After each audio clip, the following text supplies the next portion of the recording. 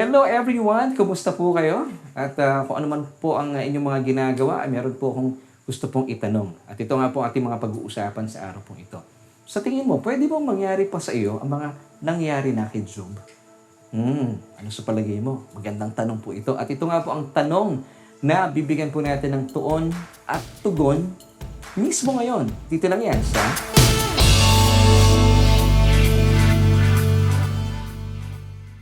Hello everyone! Isang mapagpalat mabiyayang araw po ang aking pagbati sa bawat isa po sa atin. And once again, thank you for joining us and welcome po sa isa na namang edisyon na ating programang Solution with Laverne Duhot, and that's me. Yes, maraming salamat po for joining us at alam ko po isa na naman pong bagong linggo ang ating pagsasalungan para patuloy po nating alamin at tayo po'y mamangha sa kabutihan, init ng pag-ibig at sakdal at dalisay na pagmamahal sa atin ng ating Diyos. At ito po ay nagaganap sa ating pag-aaral ng kanyang mismong salita.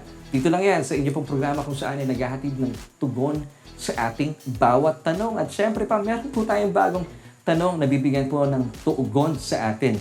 At ang hugot po natin walang iba, magmumula ang sagot sa nananaga na kapahayagan ng Ebanghelyo ng ating Panginoong Hesukristo. At ang tanong, uulitin po natin, kung hindi po nyo narinig ang tanong natin kanina, sa tingin mo, pwede bang mangyari sa iyo ang mga nangyari kay Job? What do you think? Magandang tanong po ito at naisip po namin marinig ang inyong mga kasagutan. Ilagay lamang po sa ating comment section kung ano pong inyong tugon sa ating katanungan. Pwede bang mangyari sa iyo ang mga nangyari kay Job? So napakaganda pong katanungan ito. At syempre pa ngayong araw pong ito ay bibigyan po sa atin ng Panginoon ng isang matibay na kasagutan. Syempre pa ang hugot natin mula mismo sa kanyang salita. At hindi po ito bunga na ating mga palapalagay, pakiramdam o napakinggan sa iba-ibang mga tao. Hindi po. Ang matibay po nating sandigan ay ang mismong salita ng ating Panginoong Hesukristo. Kaya po sa mga kaibigan po natin ay nagpapasalamat po kami once again for joining us. At dalayan ko po na manatili po kayo nakatutok at nanunood at mapagpala po sa ating mga pag-uusapan ng sa gayon. Malaman na po natin ang tunay na tugon sa katanungan ito. And as we move on, gusto po muna batian ang ating mga kaibigan saan man po kayong panig ng daigdig. Good morning, good afternoon, and good evening. Welcome po sa isa na namang edisyon ng ating programang Solution. And of course, kung kayo po ay hindi pa nakakapag-like sa ating fan page, puntahan lamang po ang Solution with Laverne Duhot. Yes, and that's me.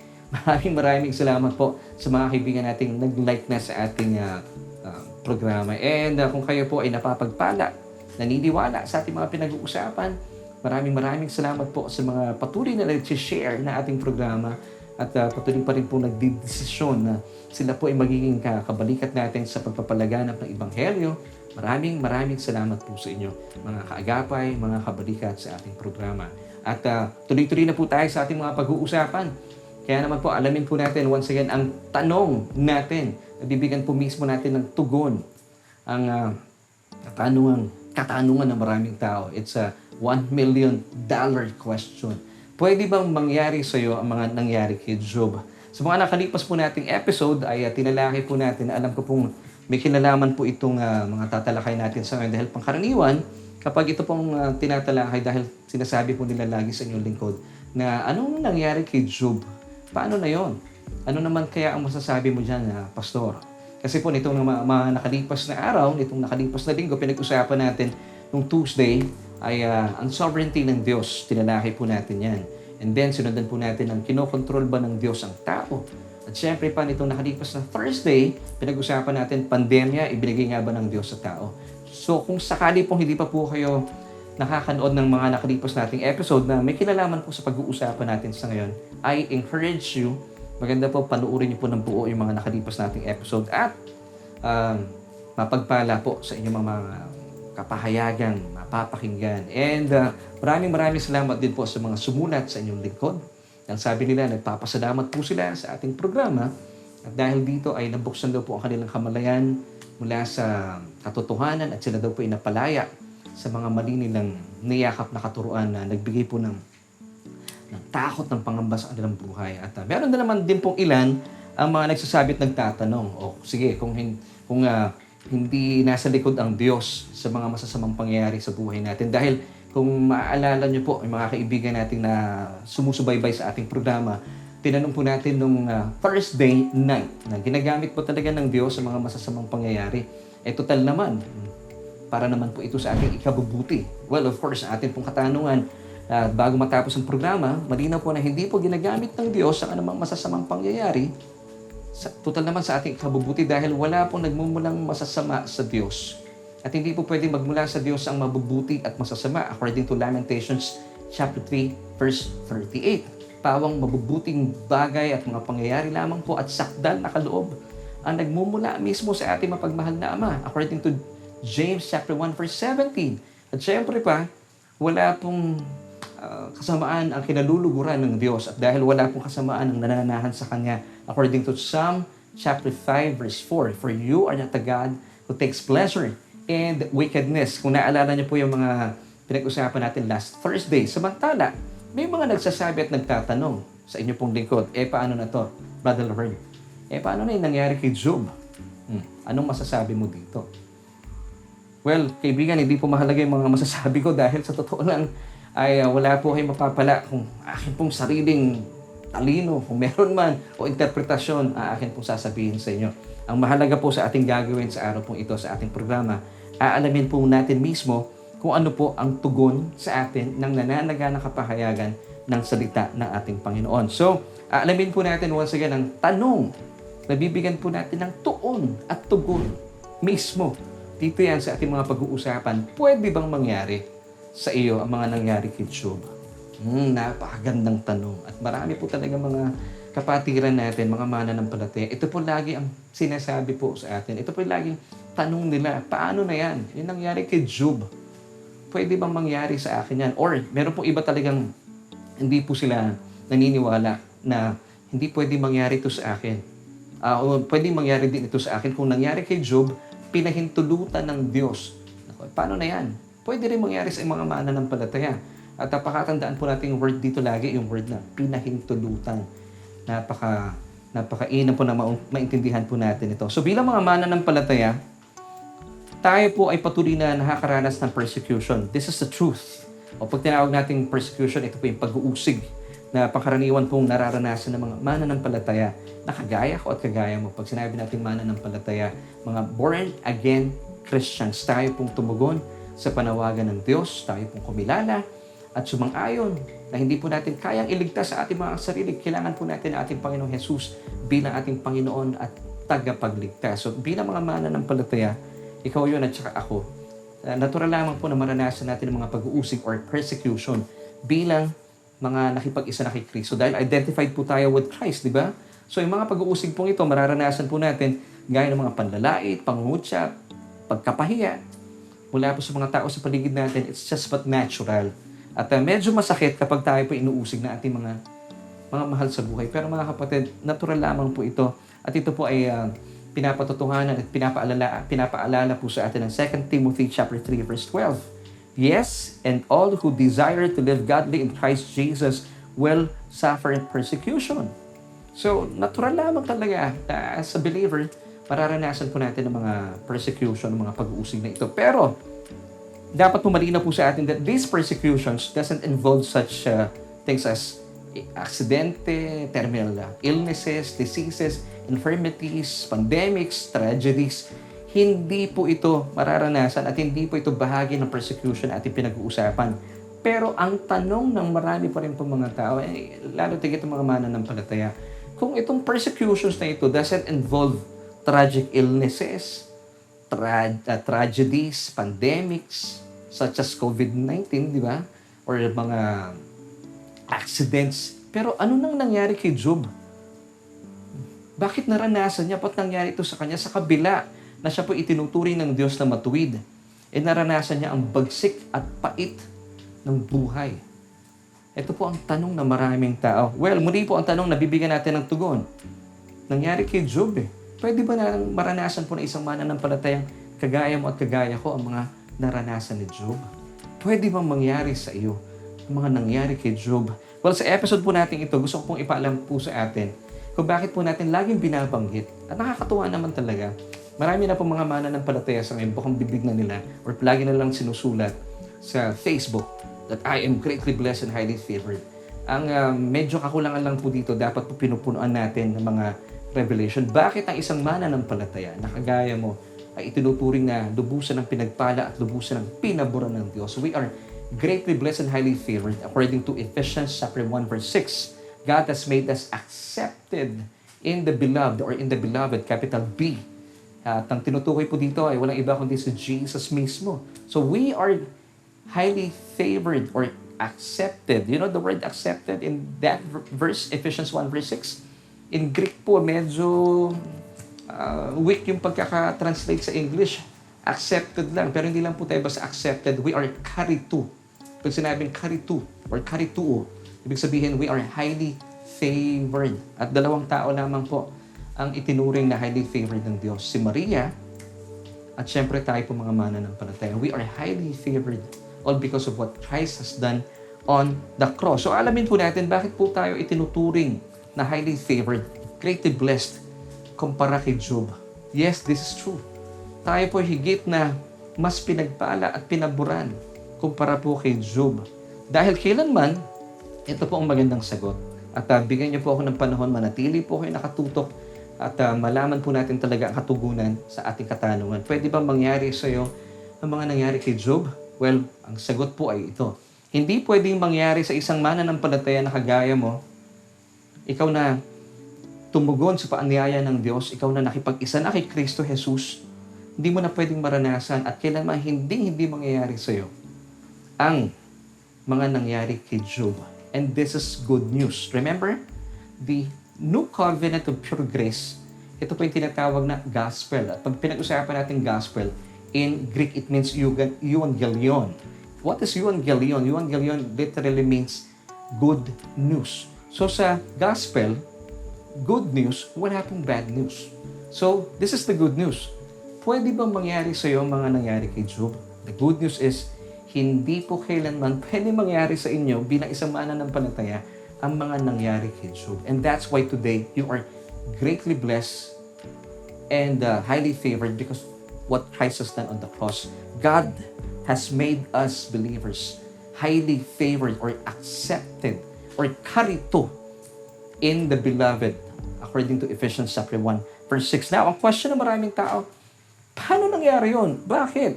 Dahil sa kapanahunan po ni Job, wala pong tagapamagitan. Ngayon, pag sinabi natin tagapamagitan sa English, it's mediator. Ito po ang panghihinayang ni Job noong panahon niya. Ito pong kanyang inaasam. Sabi niya, sana merong tagapamagitan sa pagitan namin ng Diyos. Merong mediator. At ito po ang kanyang inaasam. Ito pong kanyang panghihinayang ng mga panahon niya. Basahin po natin in Job chapter 9 verse 33. Nor is there any mediator between us who may lay his hand on us both. Ngayon, alamin po natin, ano bang ibig sabihin po ng word dito na mediator? Ano bang ibig sabihin ng mediator na binabanggit po dito ni Job? According to Elihu. Si Elihu po, or Elihu, ay isa sa mga tauhan sa kwento sa kasaysayan ni Job. Now, alamin natin, ano ibig sabihin ni Elihu dito na mediator? Binigyan po niya ng description. Binigyan po niya ng pagtukoy. Sino ba itong mediator na sana inaasam ni Job? At siya nahihinayang ng panahon niyang walang mediator. Basahin po natin in Job chapter 33 verses 23 until 24.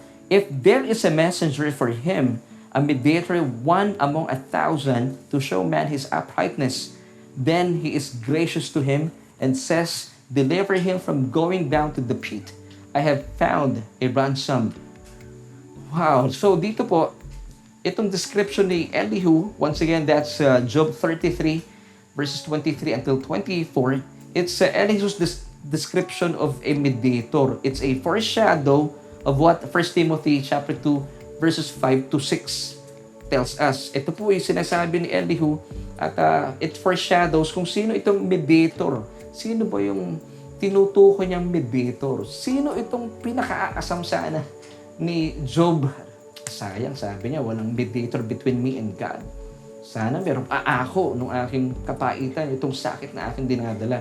So, yung binanggit po ni Elihu dito, it's a foreshadow telling us about 1 Timothy chapter 2 verses 5 to 6. So, alamin na po natin anong sinasabi ng talatang ito. For there is one God and one mediator between God and men, the man Jesus Christ, or the man Christ Jesus. Verse 6, who gave himself a ransom for all to be testified in due time. Wow! So ang tinutukoy pala dito ni Elihu, it was Jesus himself. So noong panahon niya, sinasabi ito yung mediator na sana ay inaasam ni Job na wala po sa panahon niya. So it's all about Jesus Christ.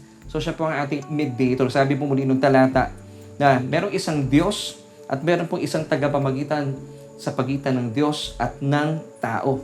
It's the man Christ Jesus who gave himself a ransom for all to be testified in due time. Ngayon, alamin po natin, bakit tayo believers today, tinuturing po tayong greatly blessed and highly favored. Sige nga po, sabihin muna natin, I am greatly blessed and highly favored. Amen. I am karito. Ikaw ay ang turing po ng iba, charito. Yes. So sa wikang Griego, we are karito or highly favored. Ikaw yan. Kung ikaw ay tumanggap na sa Panginoong Jesus, wow! Tayo po ay higit na pinagpala at lubusang pinaburan kumpara kay Job. Kasi muli po si Job nung panahon niya, wala pong tagapamagitan sa pagitan nila ng Diyos. Walang mediator at itong kanyang inaasam, itong kanyang panghihinayang. Pero praise God, tayo po, we are greatly blessed today and highly favored because tayo po ay higit na pinaburan at pinagpala kumpara kay Job. Wala siyang mediator, samantala tayo po, meron tayong tagapamagitan sa panahon natin sa ngayon. So naranasan po ni Job ang bagsik at ang pait at matinding pagdurusa dahil wala po siyang mediator o tagapamagitan o ransom ng kanyang mga kapanahunan. Pero tayo po, bilang mga mananampalataya, born again Christian, meron po tayong tagapamagitan, meron tayong ransom, meron pong tayong mediator in the person of our Lord Jesus Christ. Now, Jesus died on the cross to atone for our sins.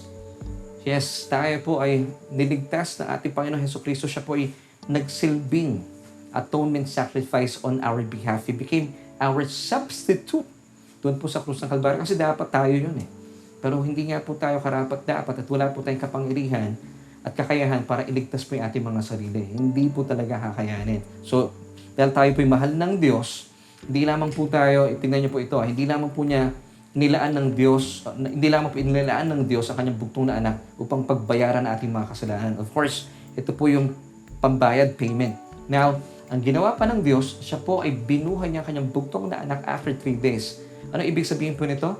Kung meron pong pambayad yung kanyang kamatayan, binuhay po ng Diyos ang kanyang bugtong na anak para patunay na resibo natin ito, tayo po itinuturing na matuwid sa harapan ng Diyos. 2 Corinthians 5, verse 21, for God has made Jesus who knew no sin to be sin for us that we might become the righteousness of God in Christ Jesus. Wow, hallelujah. Napakabuti po ng Diyos. Now, tuloy po natin. Now, Jesus became the ransom for many. Ito po ay sinadyang ilaan sa atin ng Diyos. Matthew chapter 20, verse 28 tells us, just as the Son of Man did not come to be served, but to serve and to give His life a ransom for many. So Jesus on the cross became our ransom. And the word ransom, ano po ibig sabihin nito? It came from the root word kafar. Pag sinabing kafar, ito po ay to make an atonement. So ito po ang ginawa ni Jesus doon. It became the atoning sacrifice. Siya po ay alang-alang po para sa atin. Pinawi niya po ang galit ng Diyos. At ito naman po ay plano din ng Diyos. Para po tayo po ay hindi mapagbalingan ng kanyang galit. Kasi galit po ang Diyos sa kasalanan. Pero galit ang Diyos sa kasalanan, pero mahal niya po yung mga makasalanan. Kaya po mas minarapat niya na isinugo ang kanyang bugtong na anak upang tayo po ay hindi po mawasak sa ating mga kasalanan. Tayo po sinelba ng Diyos pamagitan ng kanyang pagbibigay at paglalaan ng kanyang bugtong na anak. Hindi po ba't napakabuti ng Diyos? And Jesus on the cross, once again, He became a ransom. It came from the root word kafar, which means to make an atonement. So, ibinigay po ng Diyos ang kanyang bugtong na anak. So, Jesus on the cross, He said, it is finished. He perfectly did a perfect job on the cross. Kaya nga po sinabing, it is finished. Hindi nga sinabing, it is almost finished. Mga kapatid, this is good news. Sabi ni Jesus, naganap na. It is finished. Hindi po, it is almost finished. Wala na po tayong kailangan gawin pa. All you have to do is just rest in the finished work of Christ on the cross. So Jesus on the cross, He became our substitute.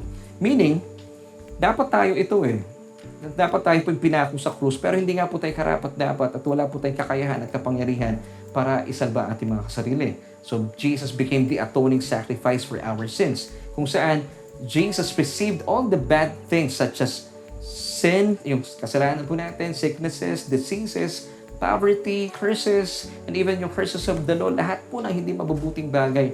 Inangkin po natin Panginoon Jesucristo. He absorbed everything on the cross. Ito po ay binunto ng Diyos sa kanyang katawan at ito po ay buong puso niyang niyakap sa kanyang katawan. At syempre pa, bagaman hindi po siya karapat-dapat dito, He did not deserve this.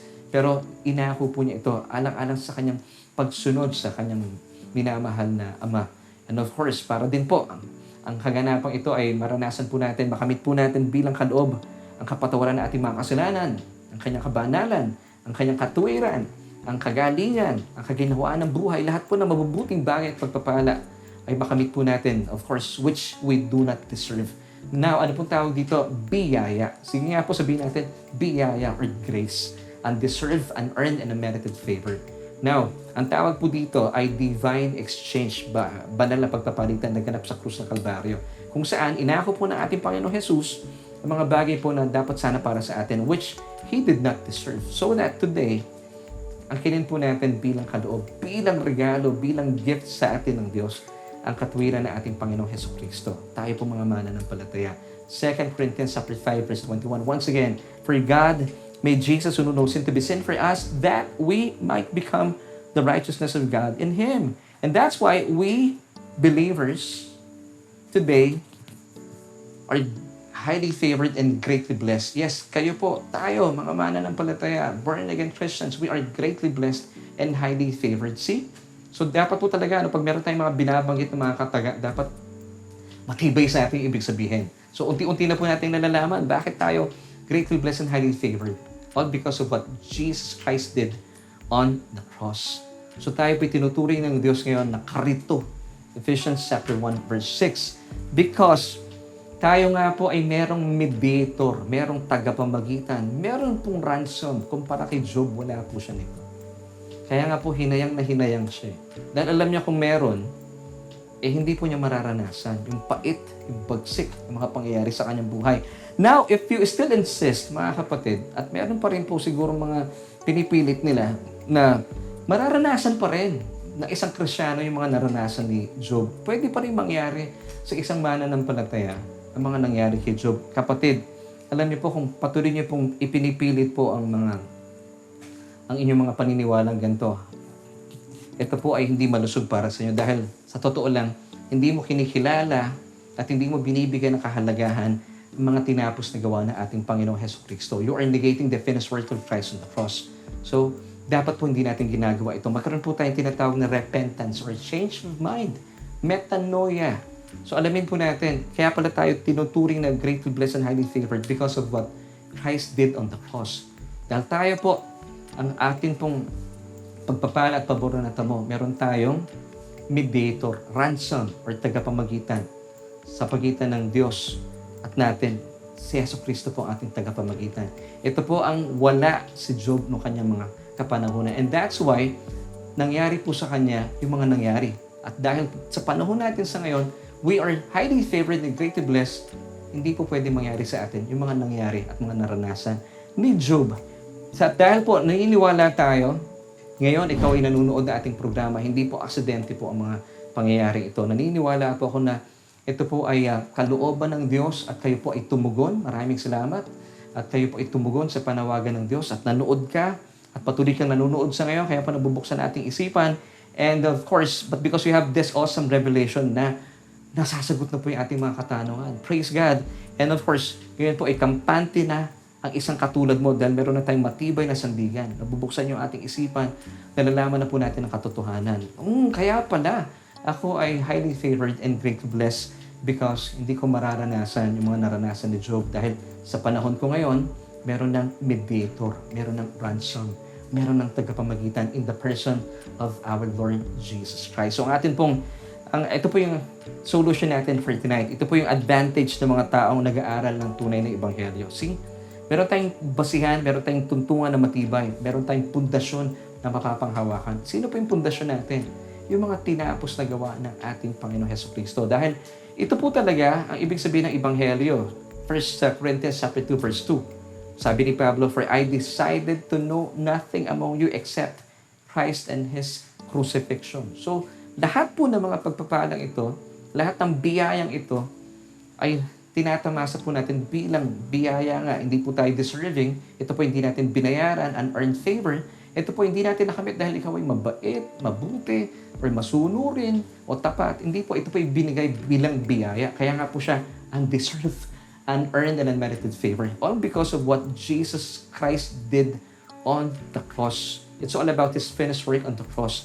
Hindi po ugnay sa ating mga ginagawa, o maaring gawin pa sa hinaharap. It's all because of what Christ did on the cross. Did, past tense. Ito po ay tumutukoy sa kanyang mga ginawa na sa krus ng Kalbaryo. So, mga kapatid, ito po yung advantage. Kaya po tayo nag-aaral ng tunay na ebanghelyo, nabubuksan po ating isipan sa katotohanan, at syempre pa, napapagyaman po ating kamalayan, ating kaluluwa. At dahil dito ay tayo po ay napapalaya mula po sa nananaganang biyaya ng ating Panginoon. So, muli po, bilang pagtatapos, balikan po natin ating katanungan. Pwede bang mangyari sa iyo ang mga nangyari kay Job? Well, I've got good news for you, kapatid. At dahil po good news po ito, once again, in Greek it means euangelion. Ano ibig sabihin ng euangelion? Literally means good news, gospel. So sa gospel po, sa good news, walang bad news. To answer that question, pwede ba mangyari sa iyo mga nangyari kay Job? Hinding-hindi na. Amen, hinding-hindi na po. Dahil ikaw, bilang isa na nakipag-isa kay Kristo, kinilala mo si Kristo, siya po yung ating tagapamagitan, ang ating mediator, ang ating ransom. He became our atoning sacrifice. He became our substitute on the cross. Inangkin po niya yung mga bagay na hindi mabubuti, which of course Jesus did not deserve. So that today, tayo po maranasan po natin at angkinin po natin ang mga biyaya at pagpapala bilang kaloob sa atin ng Diyos. Of course, hindi po tayo deserving. Kaya nga po ang tawag dito ay grace or biyaya. So kailanman, maging kampante na po tayo po'y mamahinga na sa katotohanan, hindi pwedeng mangyari sa iyo ang mga nangyari kay Job. Dahil tayo po ay merong tagapamagitan, merong mediator, meron pong ransom in the person of our Lord Jesus Christ. Amen! So maraming salamat po for joining us sa ating mga pinag-uusapan at nilayan ko po na naging pagpapala, alam ko naging pagpapala po ating mga tinalakay at sinagot na katanungan. Pwede ba mangyari sa iyo mga nangyari kay Job? Well, the good news is, ang sagot po natin, hindi na. All because of what Christ did on the cross. Praise God! Purihin po talaga ang ating mapagmahal na Diyos sa ating Panginoon Hesukristo. So, sa pagkakataon pong ito, nais ko po kayong imbitahan. Kung kayo po ay wala pang relasyon sa bugtong na anak na ating Panginoon Jesus, matagal na po kayo hinihintay ng Diyos. Actually, sabi po ng Panginoon, sabi po ng Diyos in 2 Corinthians chapter 5 verse 19, that is that God was in Christ reconciling Himself to you, not counting your sins against you. So, ibig sabihin, huwag po kayong matakot na lumapit sa Diyos. Hindi po galit ang Diyos sa inyo. Actually, He is now reconciling Himself to you. So, ibig sabihin, wala na pong problema sa Kanya. Dahil po ang kasalanan, hindi na po problema sa Diyos. Yung kasalanan po natin, were dealt on the cross. Kaya po sabi ng talata, hindi na po ibibilang sa inyo ang inyong mga kasalanan because once upon a time, 2,000 years ago, and this is good news, lahat po na ating mga kasalanan ay ibinilang na, ibinunto na sa katawan ng ating Panginoong Jesus. So, ang kinakailangan mo lang gawin sa ngayon, lumapit sa Panginoon, lumapit po tayo sa Diyos, and matagal na po siya naghihintay sa inyong pagtugon sa kanyang paanyaya. Sabi po in Romans 10 verse 9, that if we confess with our mouth the Lord Jesus Christ and believe in our hearts that He was raised by God, after 3 days, you shall be saved. Yes, so ang gagawin po natin sa ngayon, simple lang. Ano po yung sasabihin ko? Tayo po yung mananalangin. Sundan nyo lamang po yung ating panalangin. Bilang pagkilala at bilang pagsang-ayon. Sinasabi mo sa sarili mo na wala akong kakayahan na iligtas ko aking sarili, kaya kinakailangan ko ang Panginoong Jesus. So manalangin po tayo. Let's pray. Sabihin niyo po ito, Panginoong Jesus, kinikilala ko po ang aking sarili bilang makasalanan, at hiwalay po sa inyo ay sabihan walang magagawa. Nagpapasalamat po ako Dahil kayo po ay naging tagapamagitan sa pagitan ng Diyos at sa akin. At kayo po ay naging ransom doon sa krus ng Kalbaryo para po pagbayaran ng lahat ng aking mga kasalanan at angkinin po ang mga masasamang bagay na dapat sana'y para sa akin. Salamat po dahil sa krus ng Kalbaryo, pinatawad ng lahat ng aking mga kasalanan. At inaangkin ko po ang katotohanan, ang kaloob mong buhay na walang hanggan. At maraming salamat din po na aking pangalan ay nakasulat na sa aklat ng buhay. Amen. Kaibigan, kung kayo po ay sumabay sa panalangin, congratulations! Napakaganda po ng inyong desisyon. At sa pagkakataon po ito, ako na lamang po ang mananalangin. Aming Panginoong Jesus, salamat po sa katotohanan na ibinigay niyo sa amin sa araw pong ito. Aming Diyos at aming Ama, salamat po sa inyong patuloy na pagbubuhos ng kapahayagan sa amin sa bawat araw kung saan ay nagkakaroon po kami ng pagbubukas na aming isipan at patuloy pong nananagana ang aming kamalayan sa iyong ebanghelyo. Lain ko po sa oras pong ito, siya pong tumugon sa inyong paanyaya ay patuloy po siyang magkaroon ng pagkauhaw, ng gutom at pagnanasa para lalo po namin siyang makapiling, makasama sa aming mga pag-aaral sa aming programang ito. Aming Diyos, maraming salamat po. Ramdam na ramdam po namin ang inyong pagiging Ama sa amin. At salamat Panginoon sa kapahayagang ito, sa mabuting balita na hatid mo sa amin, na kailanman bilang mga mananampalataya sa ilalim ng bagong kasunduan, the new covenant of pure grace. Panginoon, thank you dahil hindi po pwedeng mangyari po sa amin ang mga nangyari na kay Job. Dahil Panginoon, sa panahon namin sa ngayon, salamat, ibinigay mo ang iyong bugtong na anak upang maging tagapamagitan sa pagitan po natin, O Diyos. Salamat sa katotohanan ito at mapalaya po ang bawat isa at magkaroon na po ng kapanatagan ang kanilang isipan, ang kanilang puso na kailanman talaga hindi na mangyayari ang mga nangyari kay Job sa isang katulad namin, katulad ko, katulad niya na mananampalataya. At ang lahat po ng ito ay naganap dahil po sa pagsunod ng aming Panginoong Jesus sa iyong paki at kalooban doon sa krus ng Kalbaryo. Ito po ang aming panalangin at pagpupuri at pagsamba sa matamis sa pangalan ng aming Panginoong Jesus. Lahat po tayo magsabi ng Amen at Amen.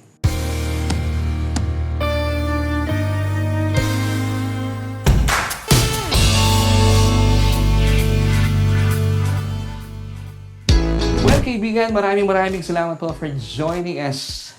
Once again, dito po yan sa ating programa kung saan na naghahatid ng tugon sa ating bawat tanong. At ako po ang inyong nakasama dito yan sa Solution with Laverne B. And that's me. Yes, maraming salamat po. At bukas po ipagpapatuloy natin ang ganda ng pag-uusapan natin.